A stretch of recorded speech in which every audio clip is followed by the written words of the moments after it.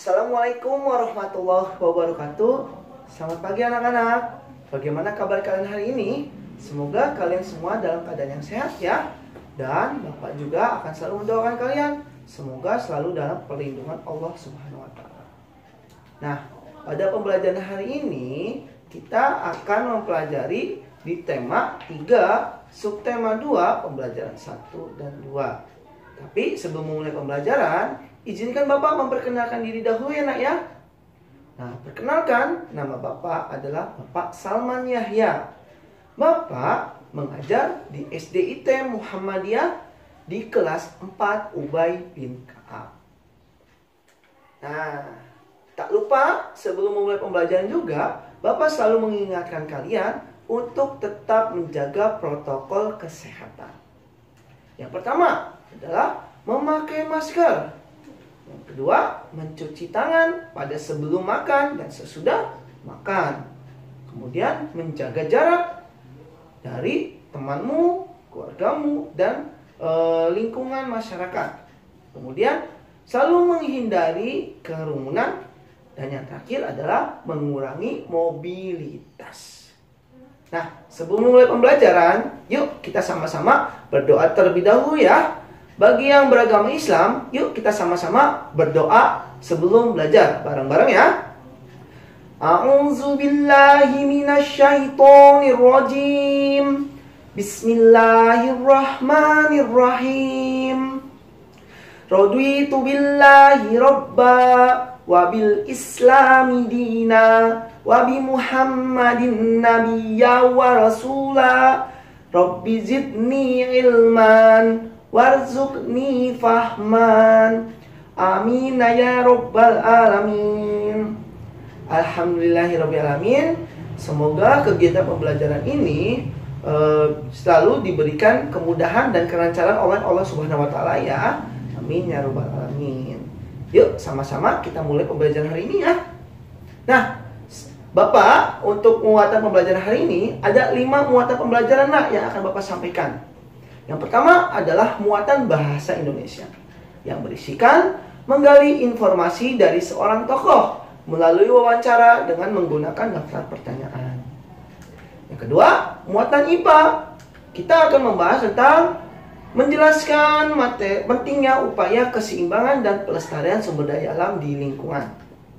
Kemudian, muatan IPS yang berisikan tentang mengidentifikasi karakteristik ruang dan pemanfaatan sumber daya alam untuk masyarakat. Yang keempat, muatan PKN yang berisikan mengidentifikasi pelaksanaan kewajiban dan hak sebagai warga masyarakat dalam kehidupan sehari-hari. Dan yang terakhir adalah muatan SBDP, mengetahui karya seni rupa, teknik menempel. Nah, tujuan pembelajaran hari ini adalah pertama, setelah mempelajari materi yang disampaikan, siswa dapat mengetahui sikap yang baik saat sedang melakukan wawancara dengan tepat. Yang kedua, setelah mempelajari materi yang disampaikan, siswa dapat mengetahui sikap dan cara menjaga dan melestarikan sumber daya alam hayati dengan tepat.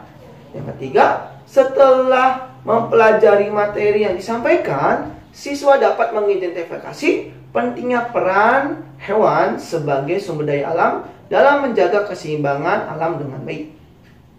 Yang keempat adalah setelah mempelajari materi yang disampaikan, siswa dapat menjelaskan hak dan kewajiban masyarakat terhadap hewan di sekitar dengan benar.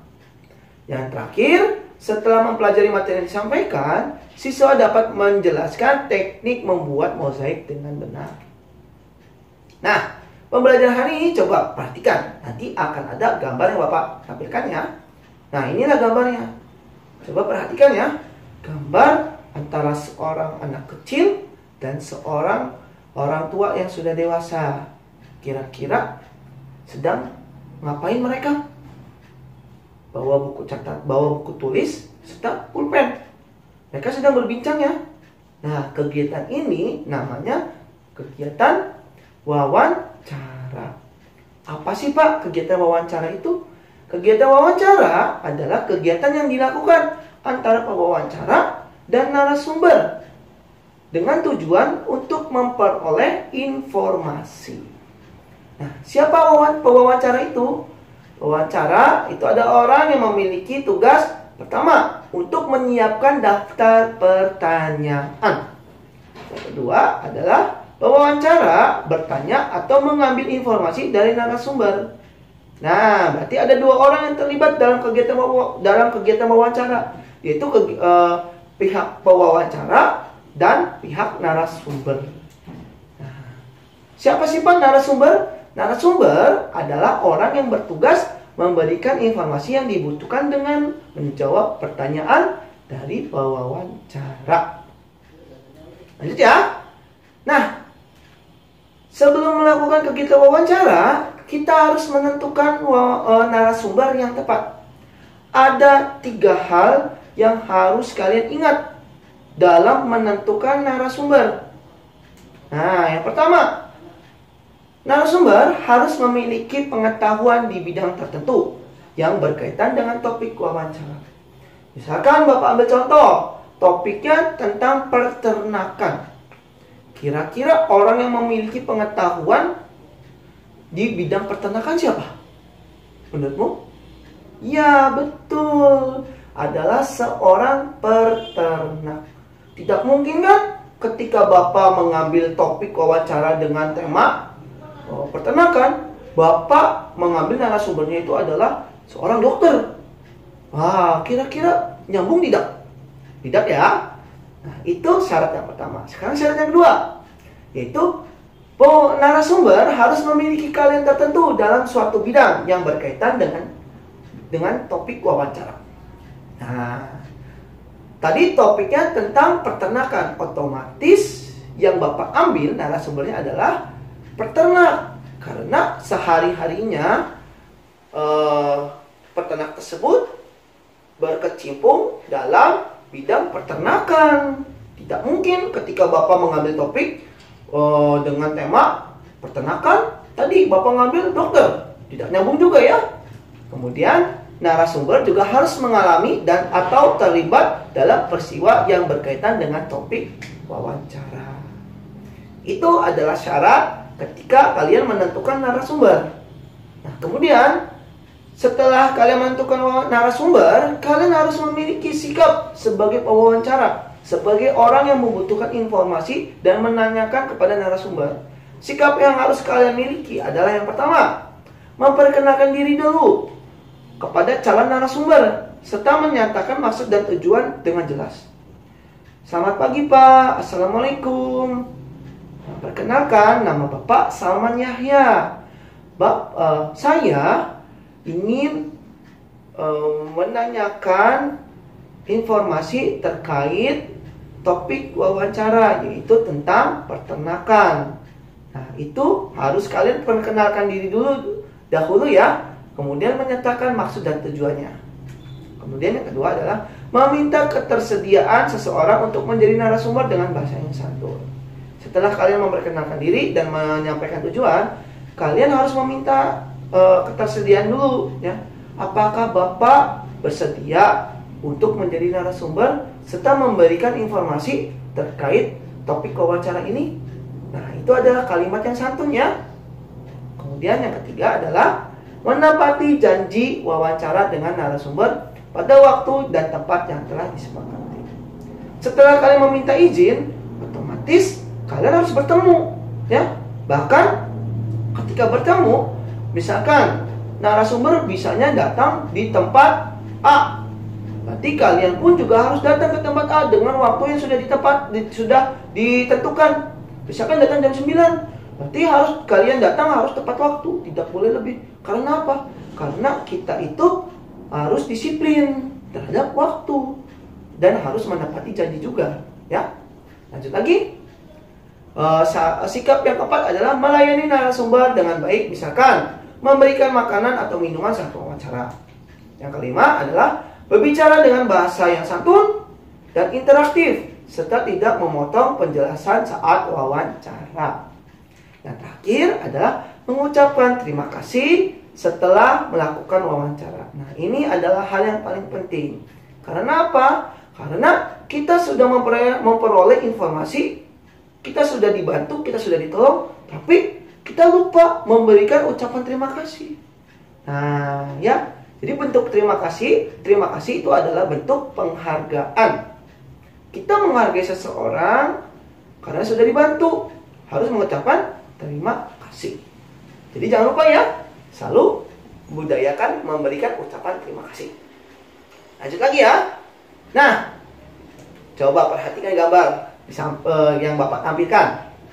Ini contoh tadi gambar di peternakan sapi. Di sini ada seorang ibu dan beberapa ekor sapi. Nah, kalau Bapak ambil topiknya tentang peternakan sapi, berarti kita ambil sikap untuk menentukan narasumber harus memiliki pengetahuan di bidang tertentu. Pasti seorang peternak sapi pasti memiliki pengetahuan di bidang peternakan. Nah, lanjut lagi ya. Yang kedua, memiliki keahlian tertentu dalam suatu bidang yang berkaitan dengan topik. Pasti juga seorang peternak sapi memiliki keahlian dalam bidang pertama, membersihkan kandangnya, cara memberi makan, kemudian cara merawat. Pasti memiliki keahlian seorang peternak sapi itu. Yang ketiga adalah mengalami atau terlibat dalam peristiwa yang berkaitan dengan topik. Tuh, harus kalian ingat baik-baik ya. Itu adalah syarat menentukan narasumber. Nah, berbicara tentang sapi, lihat pada gambar. Apa sih manfaat sapi? Tahu nggak kalian? Nah, sapi adalah hewan yang dapat dimanfaatkan sebagai pertama, bahan makanan. Dagingnya bisa kalian makan sebagai bistik, sebagai rendang, sebagai apa lagi? Sebagai steak. Bapak jadi lapar ini. Kalian sudah sarapan belum? Jangan lupa sarapan ya, supaya kalian dalam menjalani aktivitas pagi ini masih semangat dan kuat. Kemudian dapat dijadikan sebagai bahan obat-obatan. Ada beberapa hewan yang manfaatnya bisa dijadikan sebagai obat penyembuhan penyakit. Itu namanya obat herbal, obat yang berasal dari makhluk atau bahan organik. Kemudian lanjut lagi ya. Nah, yang ketiga adalah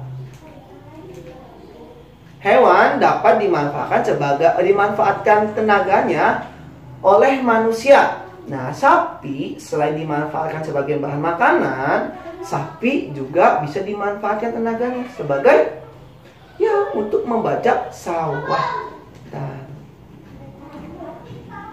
Lanjut lagi ya. Contoh pemanfaatan hewan oleh manusia antara lain. Pertama, Bapak ambil contoh gambar. Gambar ini adalah gambar ayam. Ayam manfaatnya apa? Ya, dagingnya bisa kalian makan sebagai fried chicken. Waduh, mantep banget tuh ya. Kemudian telurnya juga bisa kalian makan juga, bisa kalian konsumsi. Nah, tuh lihat pada gambar. Ini adalah contoh gambar ayam panggang.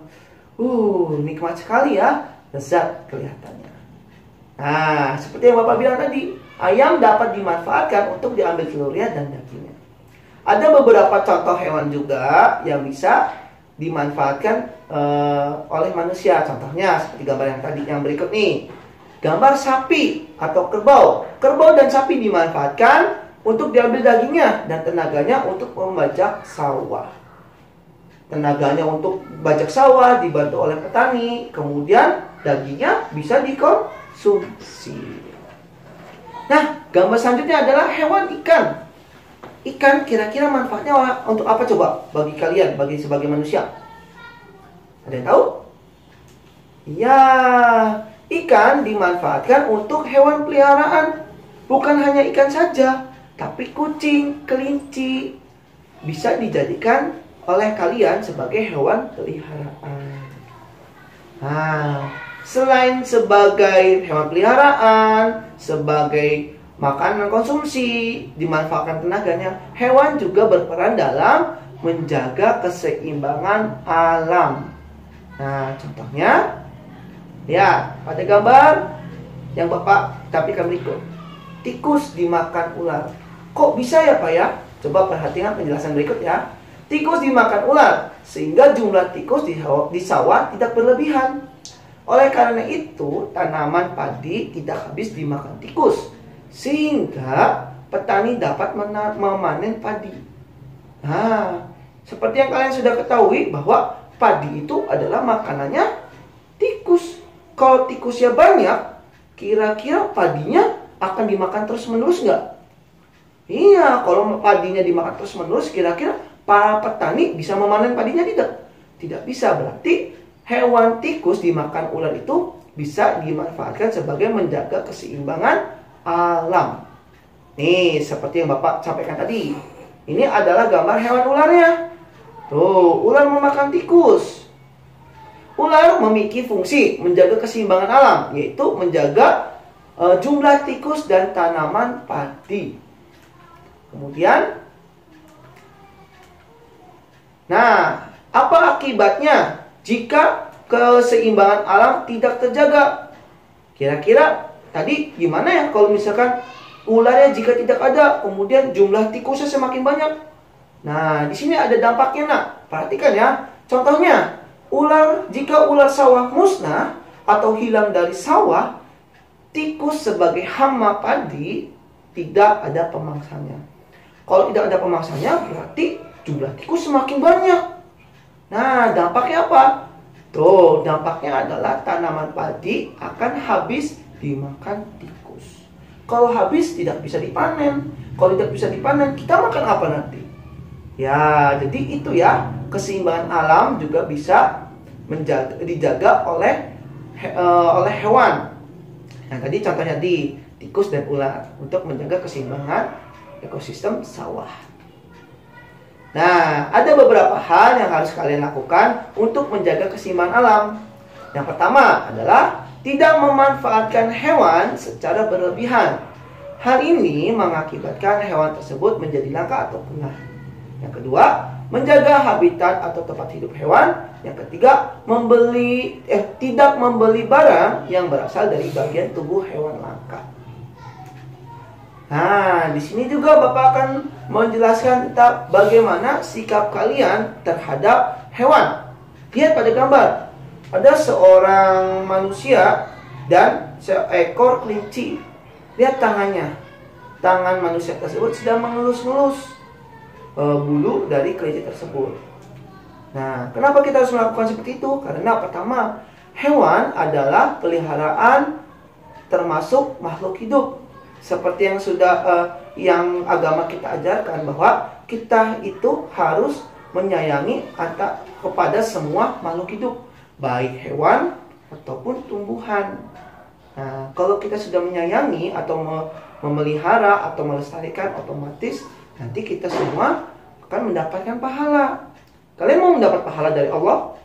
Mau dong pastinya.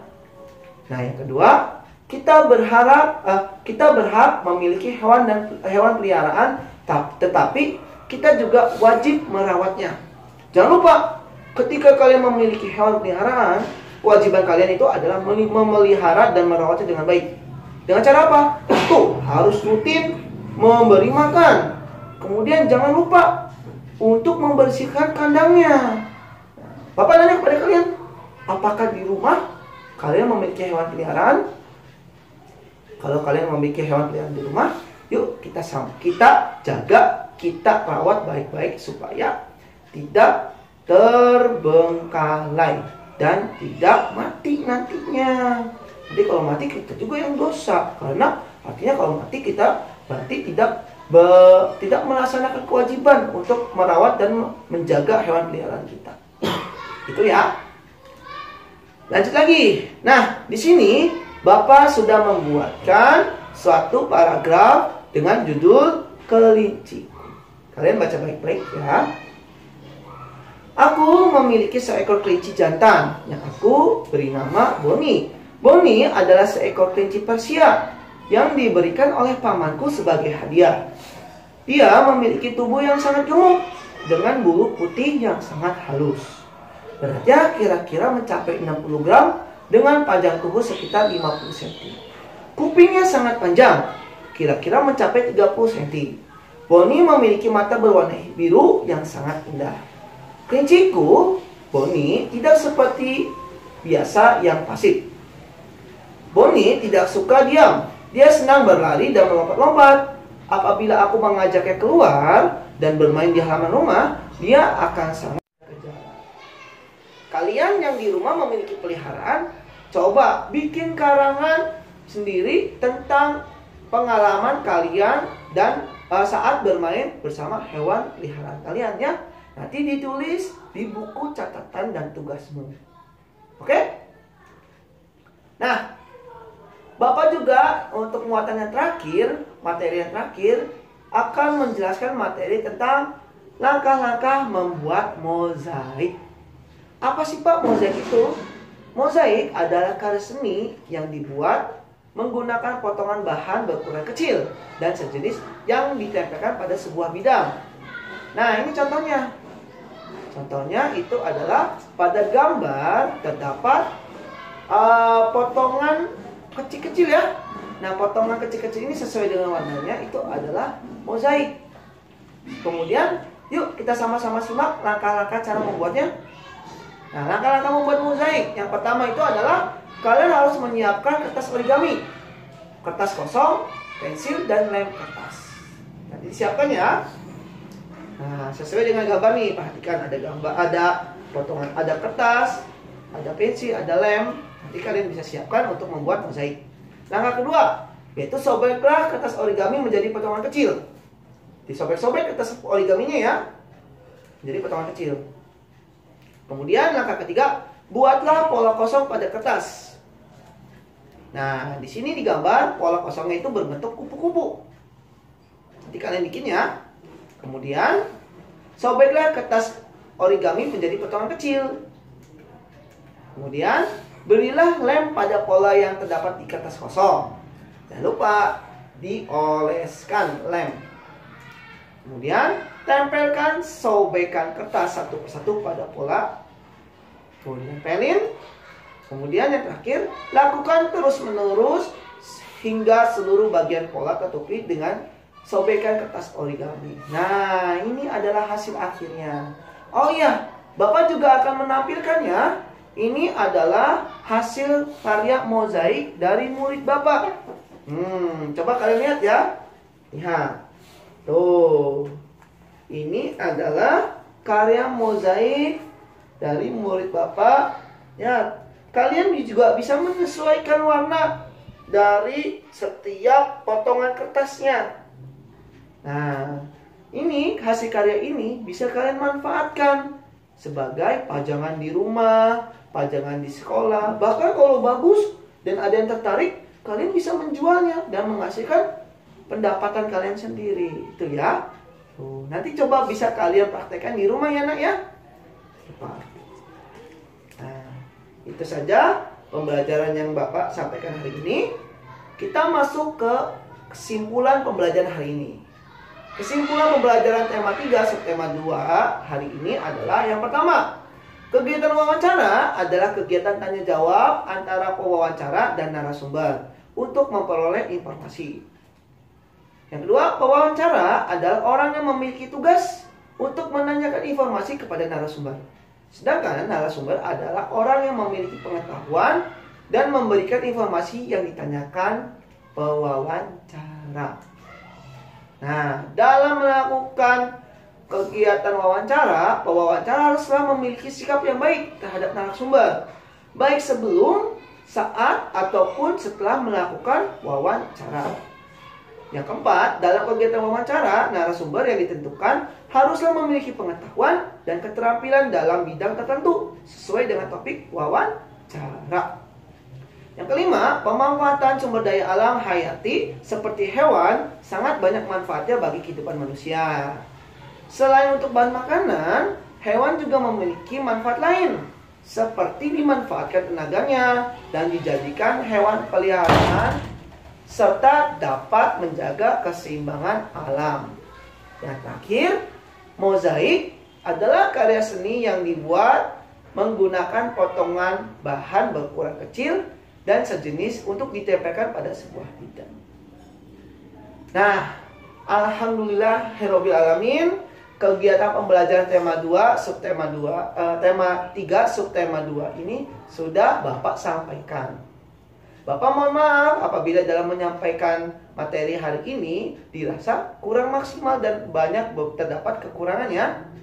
Ya, kalian yang Bapak tugaskan, jangan lupa ya, nanti bisa kalian praktekkan di rumah tentang cara membuat mozaik, kemudian karangannya. Terus belajar, tetap jaga protokol kesehatan, jaga iman, jaga imun. Ya, dan jangan lupa selalu berdoa agar kita semua selalu dalam perlindungan Allah Subhanahu wa taala. Akhir kata, Bapak mohon maaf apabila banyak kekurangan.